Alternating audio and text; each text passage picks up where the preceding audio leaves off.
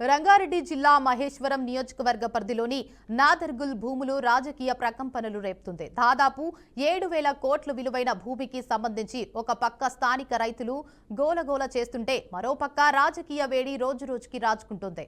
మాజీ మంత్రి హరీష్ రావు ఈ వివాదంపై విమర్శలు గుప్పిస్తున్నారు. బాలాపూర్ మండలం నాదర్గుల్ గ్రామంలో సర్వే నెంబర్ 613లో ఉన్న శివరాజ్ బహదూర్ కు చెందిన భూములకు హక్కుదారులెవరు అనేది ఇప్పుడు రాష్ట్ర వ్యాప్తంగా చర్చనీయాంశంగా మారింది. 70 ఏళ్ల కింద తమ తాతలకు తండ్రులకు ఇనాంగా ఇచ్చిన భూమిని తమకు కాకుండా చేయడానికి బడా వ్యాపార నేతలు కుట్రలు పన్నుతున్నారని ఆరోపిస్తున్నారు.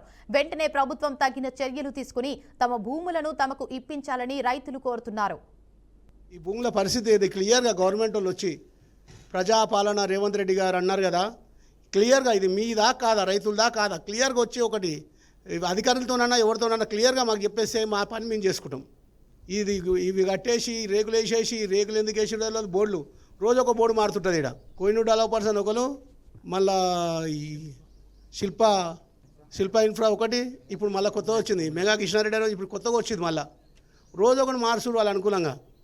మేమేమన్నా ఇక్కడ మేము గొడవ అని మా బాధ మాకుంటే మాకన్నా ముందే పోలీస్ స్టేషన్ ఇల్లే పోతారు. ఆడ పోలీసు వాళ్ళు ఇల్లు పోకముందు ఆడ పోలీసు వాళ్ళు రాసి పెడతానే ఉంటారు. మా పేరు కంప్లైంట్ ఇవ్వకముందుకే ఆడ కేసు అయితేనే ఉంటుంది. ఇక తయారు ఉంటారు. మేము వచ్చి ఇలా ఇల్లు పెడతారు. ఆడ రైతులు అందరికీ పెడతారు. పోలీస్ స్టేషన్లో పోయి ఇలా పెడతారు. మళ్ళీ ఆడికి సాయంత్రం మీరు కొట్టేస్తారు వాళ్ళు. మేము మెయిన్ పోలీసు వాళ్ళకు గవర్నమెంట్కే మేము భయపడేది ఈ భూముల. అయితే తమ భూముల్లోకి వెళ్లకుండా బౌన్సర్లను పెట్టి అడ్డుకుంటున్నారని రైతులు ఆవేదన వ్యక్తం చేశారు. గతంలో ఒక ప్రభుత్వ అధికారి తప్పుడు పత్రాలను సృష్టించి కోర్టును కూడా తప్పుదోవ పట్టించారని, నిజ నిర్ధారణ కమిటీని వేసి వాస్తవాలు ఏమిటో తెలుసుకోవాలని రైతులు కోరుతున్నారు. పూర్తి విస్తీర్ణము 373 ఎకరాల 22 గుంటల భూమి. అయితే ఇందులో మన రంగారెడ్డి కోర్టు నుంచి 93 ఎకరాల 15 గుంటలకు injunction order cum police assistance order వాళ్ళకు ఉన్నది. ఇది వాస్తవం. అందులో మేము కూడా పాటిస్తే దాంట్లో మేము కోర్టుకు హాజరవుతా ఉన్నాం.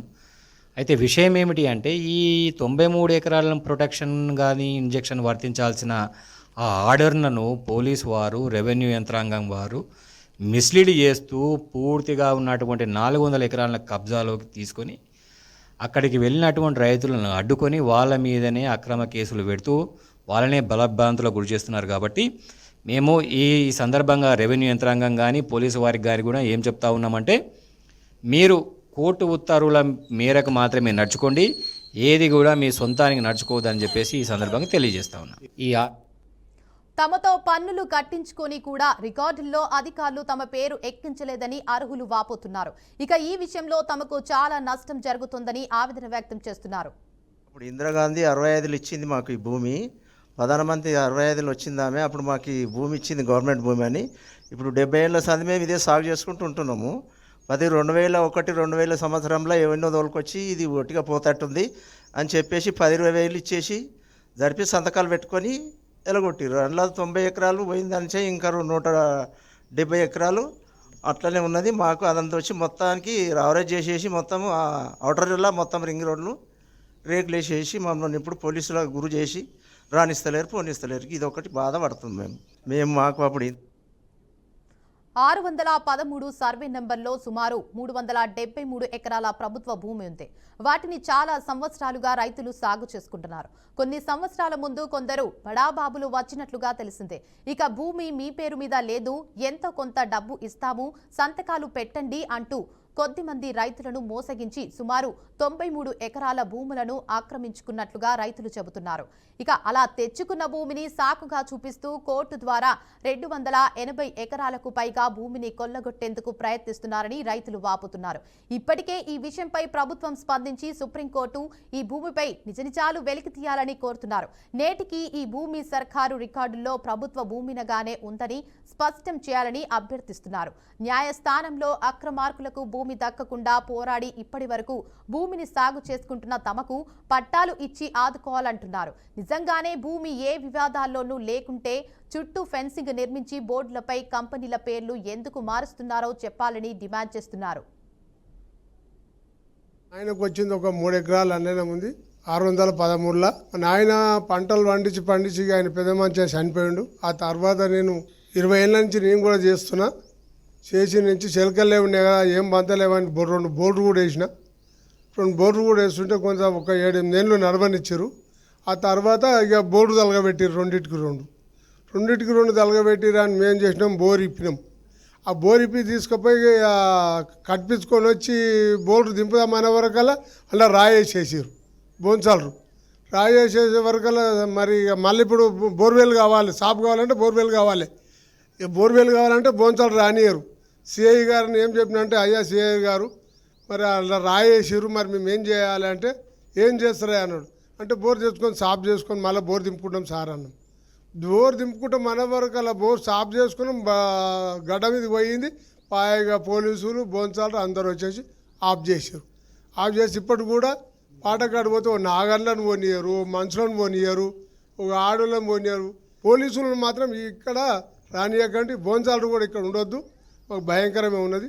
మన హైదరాబాద్ నడిబొడ్డున 7,000 కోట్ల విలువైన భూములను దోచుకునేందుకు కుట్ర పన్నుతున్నారని మాజీ మంత్రి హరీష్ రావు ఆరోపిస్తున్నారు.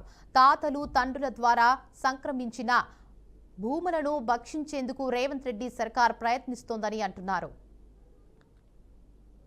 ఇంత కాదు, 7,000 కోట్ల రూపాయల స్కామ్. హైదరాబాద్ నడిబొడ్డున 7,000 కోట్ల రూపాయల భూ కుంభకోణానికి ఈ ప్రభుత్వ పెద్దలు దాంట్లో భాగస్వాములు. ఈ భూములు నాదర్గుల్ భూములు. ఈ భూములకు చాలా చరిత్ర ఉంది. ఈ భూములను ప్రభుత్వ భూములుగా డిక్లేర్ చేయాలని ఉమ్మడి రాష్ట్రంలో చంద్రబాబు నాయుడు పోరాటం చేసినాడు.